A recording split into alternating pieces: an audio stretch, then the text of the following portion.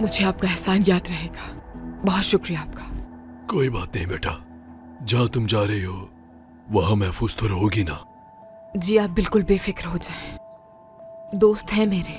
तो फिर ठीक है। मेरी दुआ है कि अल्लाह तुम्हें हर आफत से महफूज रखे।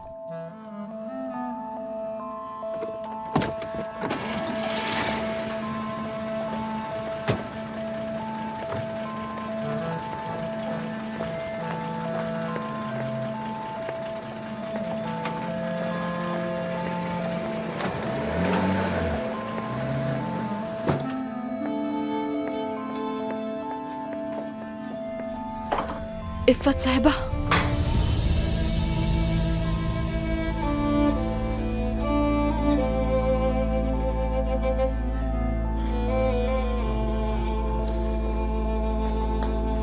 हानिया तुम जिंदा हो? आहिस्ता बोलिए, कोई है तो नहीं ना? नहीं, क्या हुआ? तुम चुप क्यों रही हो? इफ़्फ़त, मुझे आपकी शदीद मदद की जरूरत है। गौर से सुनिए मेरी बात। मेरी बेटियों के अलावा किसी को मेरे जिंदा होने का ना बताइएगा, ठीक है? लेकिन क्यों? बाद में मैं आपको सब तफसील से बताती हूँ। सना, देखो इस वक्त तुम्हें अपना ख्याल रखना चाहिए इस बच्चे के लिए। तुम्हारी तबीयत ठीक नहीं लग रही, कभी तो हमारी बात सुन लिया करो। मैं इस वक्त एक बहन नहीं, डॉक्टर की हैसियत से समझा रही हूँ तुम्हें।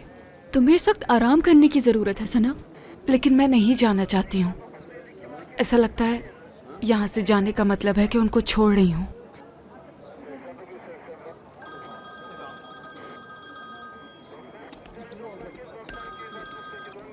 जी कहिए अम्मी। सनम बेटा, क्या कमाल सा वहीं पर है? जी हाँ। अच्छा ठीक है, उसे पता नहीं चलना चाहिए कि तुम मुझसे बात कर रही हो। अम्मी आखिर बात क्या है? मुझे जरूरी बात करनी है, जल्दी से यहाँ जाओ। और सुनो, अपनी बहनों को भी अपने साथ लाना।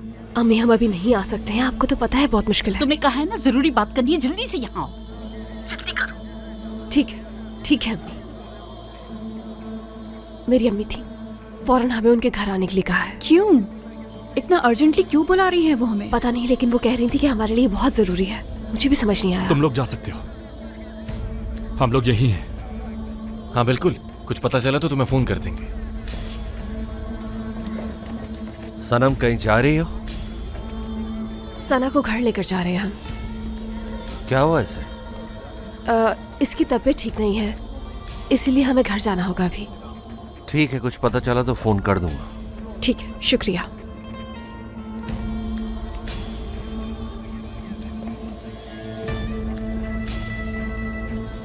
सना, तुम्हारा भी शुक्रिया। शुक्रिया की कोई बात नहीं सनम। चलो। अम्मी ने कमाल अंकल को बताने के लिए मना किया है। अच्छा चलो फिर।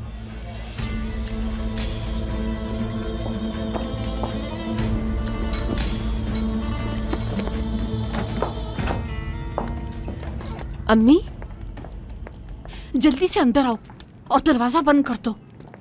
क्या बात है अम्मी, आखिर हुआ क्या है? पहले जरा बैठ जाओ तुम लोग। अब बैठ भी जाओ ना। अब सुनो मेरी बात। देखो, फिक्र करने की कोई बात नहीं है और ना ही परेशान होना है। किस बारे में परेशान ना हो? आप कहना क्या चाहती हैं? बताएं तो सही हमें। हाँ बताती हूँ।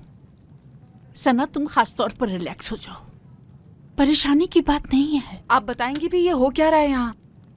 आखिर बुलाया क्यों है आपने हमें? मैं सब कुछ बताती हूँ बेटा।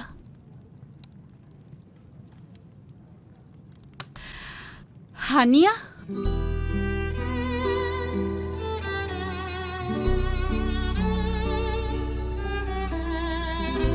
अम्मी, अम्मी, अम्मी।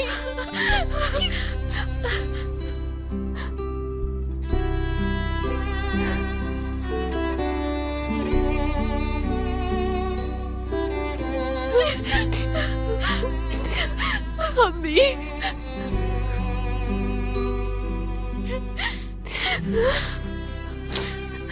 हम ठीक तो है ना? ठीक हूँ मैं, ठीक हूँ मैं, सही बिल्कुल बताएं, आप ठीक ठीक है ना? ठीक हूँ। सना बेटी, अम्मी,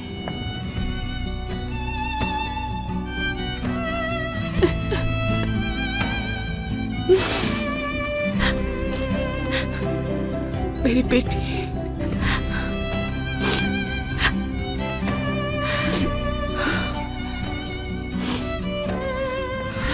रोना बंद करो, मैं बिल्कुल ठीक हूँ। परेशान मत हो, ठीक है ना?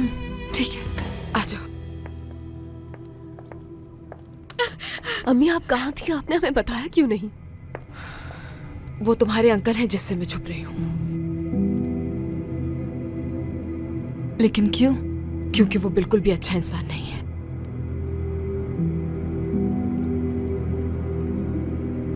दरअसल वही आदमी है जिसने तुम्हारे बाबा का कत्ल किया। क्या? लेकिन ऐसा कैसे हो सकता है?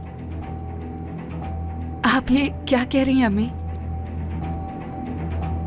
बताती हूँ, सब बताती हूँ तुम लोगों को। उसने क्या क्या किया और किस तरह मुझे फोर्स किया कोर्ट ने, और मुझे धोखा दिया उस आदमी ने। लेकिन इससे भी ज्यादा जरूरी कुछ और है जानना इस वक्त। वो जानता है तुम लोगों ने क्या किया है।